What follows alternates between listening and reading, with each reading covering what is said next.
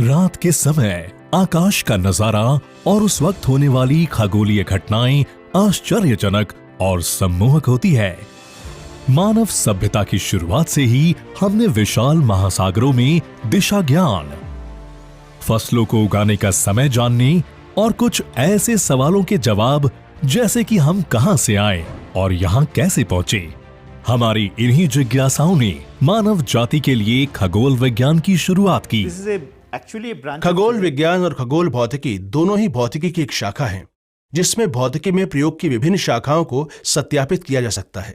ऐसा स्थलीय वातावरण में नहीं हो सकता। रात को आकाश हमें आकर्षित करता है और हमारे मन में ये जिज्ञासा हो जाती है कि हम कैसे पैदा हुए, ब्रह्मांड का जन्म कैसे हुआ।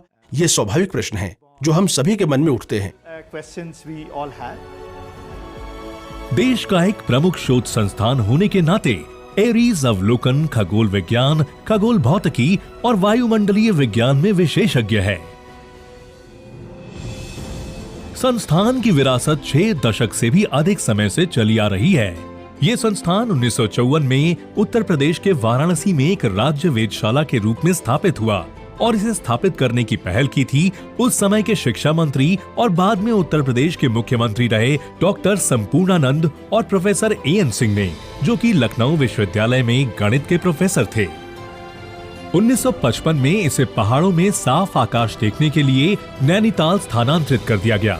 ये भारत में 4 मीटर क्लास ऑप्टिकल टेलीस्कोप की स्थापना के लिए वेधशाला के तत्कालीन निदेशक और ऑप्टिकल खगोल विज्ञान में सम्मानित खगोलविद वीनू बापू का सपना था। राज्य की यह वेधशाला मामूली सुविधाओं के साथ शुरू हुई थी।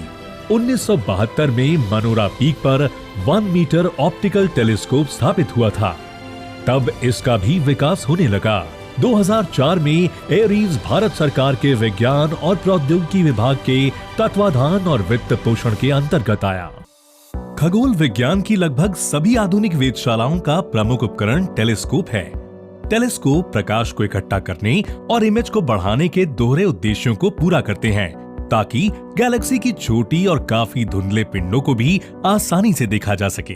प्रकाश काफी दूर से आता है, इसलिए बहुत धुंधला हो जाता है। जब आप इसकी तुलना अपने आसपास दिखने वाले किसी भी स्थलीय प्रकाश से करते हैं, जैसे कि लैंप या हेडलाइट, इस प्रकाश में प्रति सेकंड सिर्फ कुछ ही फोटॉन होते हैं और इसलिए इसे फेंट ऑब्जेक्ट स्पेक्ट्रोग्राफिंग कैमरा कहा जाता है। जो प्रकाश बहुत दूर आकाशीय पिंडों से आ रहे हैं, उसके हर रंग का विश्लेषण करने की जरूरत है। इसलिए हमें कुछ रंगों के बजाय हजारों रंगों को देखने की जरूरत है।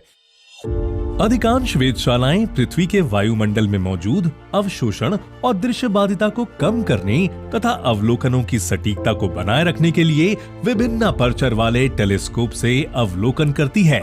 बहुत ज्यादा ऊंचाई पर ऐसी समस्याएं नहीं आती, इसलिए एरीज भी ऐसे ही अनुकूल स्थान पर स्थापित की गई है। एरीज में वायुमंडलीय विज्ञान प्रभाग वायु प्रदूषण और जलवायु परिवर्तन पर अनुसंधान करता है। यहाँ अनुसंधान मुख्य रूप से वायुमंडल के निचले हिस्से पर केंद्रित है। ये प्रभाग गैसों की खोजबीन के अवलोकन में माहिर है, जिसमें ओजोन और ग्रीन हाउस गैसों, एरोजोल और मौसम विज्ञान आदि शामिल है। जहां अभी हम खड़े हैं, ये ST राडार है। ये वायुमंडलीय विज्ञान की प्रमुख सुविधा है। ये नीचे स्ट्रेटोस्फीयर तक 3D हवाई क्षेत्र को मापने में सक्षम है, इसीलिए इसका नाम स्ट्रेटोस्फीयर टॉपोस्फीयर राडार है। ये सुविधा इस मायने में अनूठी है कि ये इमारत के ऊपर स्थित है और 206.5 मेगाहर्ट्ज की आवृत्ति का काम कर रही है। ऐसी कोशिश दुनिया में कहीं नहीं की गई। एरीज के वैज्ञानिकों ने टेलीस्कोप पर लगाने के लिए चार्ज कपल डिवाइस या CCD इमेजर और फेंट ऑब्जेक्ट स्पेक्ट्रोग्राफिक कैमरा और FOSC तैयार किया है, जो हमें बहुत अधिक स्पष्ट इमेज उपलब्ध कराते हैं। ये पहला FOSC है जिसे एरीज में ही डिजाइन और असेंबल किया गया है। 4K CD इमेजर एक इमेजिंग डिवाइस है जिसे 3.6 मीटर वाले फोकल प्लेन पर लगाया जाएगा। ये यही विकसित किया हुआ उपकरण है जो ब्रॉडबैंड इमेजिंग करेगा। एरीज में 2 प्रकार की अवलोकन सुविधाएं उपलब्ध है, जो कि सौर्य और तारकीय अवलोकन है। सौर अवलोकनों के लिए एरीज मनोरा पीक पर 15 सेंटीमीटर ऑप्टिकल टेलीस्कोप संचालित करता है।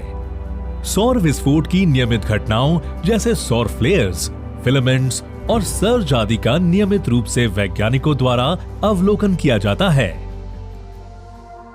2010 में एरीज के वैज्ञानिकों ने मनोरा पीक से 60 किलोमीटर दूर जिस जगह पर जाने का फैसला किया वो था देवस्थल।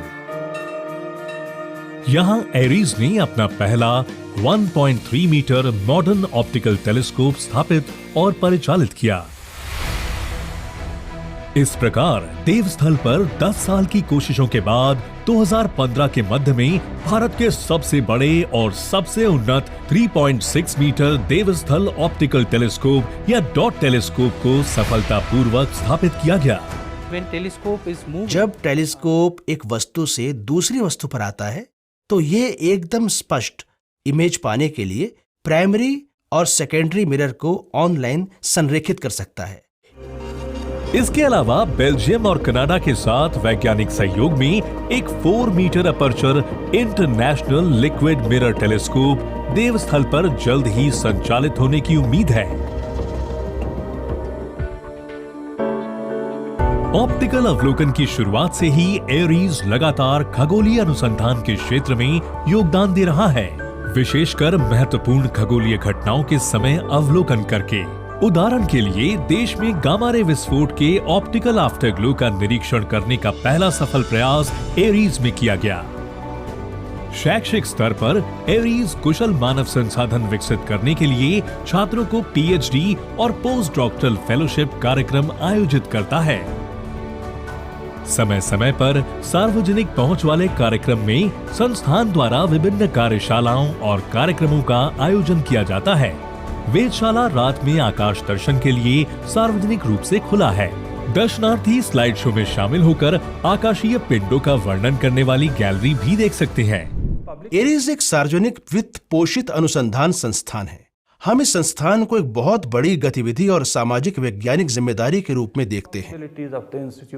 भविष्य में एरीज का उद्देश्य अपनी सभी सुविधाओं और अन्य राष्ट्रीय तथा अंतर्राष्ट्रीय मूलभूत सुविधाओं व अंतरिक्ष कार्यक्रमों के बीच एक मजबूत तालमेल स्थापित करना है, जिसका मकसद खगोल भौतिकी नजरिए से खगोलीय घटनाओं की जांच करना है। एरीज लगातार अपनी मौजूदा सुविधाओं के रखरखाव तथा उन्हें आधुनिक बनाने में जुटा है और अंतर्राष्ट्रीय संस्थानों के साथ मिलकर खगोल विज्ञान के प्रमुख क्षेत्रों में काम कर रहा है। विज्ञान एवं प्रौद्योगिकी विभाग पूरे करने जा रहा है 50 गौरवशाली वर्ष प्रौद्योगिकी और विज्ञान के द्वारा देश की सेवा करने में। प्रासंगिकता और उत्कृष्टता का ये सफर हमने अकेले नहीं तय किया है। हमारे साथ स्वतंत्र रूप से काम कर रहे सभी संस्थाओं ने अहम भूमिका निभाई है। अपने निजी क्षेत्रों में गुणवत्ता, फोकस और गति द्वारा आगे बढ़ने में मदद करने के लिए वो अपने लक्ष्य में उत्तीर्ण हुए हैं। मैं इन सभी स्वतंत्र संस्थाओं और इनके वैज्ञानिकों के लिए एक सफल और उज्जवल भविष्य की कामना करता हूं। हम भविष्य की ओर बहुत ही तेजी से आगे बढ़ रहे हैं। आशा है कि भविष्य में आने वाली चुनौतियों का हम सामना कर सकेंगे और नए अवसरों का निर्माण करेंगे और बनाएंगे ऐसा आत्मनिर्भर भारत जिससे गर्व होगा अपने विज्ञान और प्रौद्योगिकी क्षेत्र के विस्तार पर। आर्यभट्ट प्रेक्षण विज्ञान शोध संस्थान ने खुद को खगोलीय विज्ञान के क्षेत्र में एक प्रमुख अनुसंधान संगठन के रूप में स्थापित किया है, जो आज बाहरी अंतरिक्ष के रहस्यों को सुलझाने की एक निरंतर यात्रा पर है।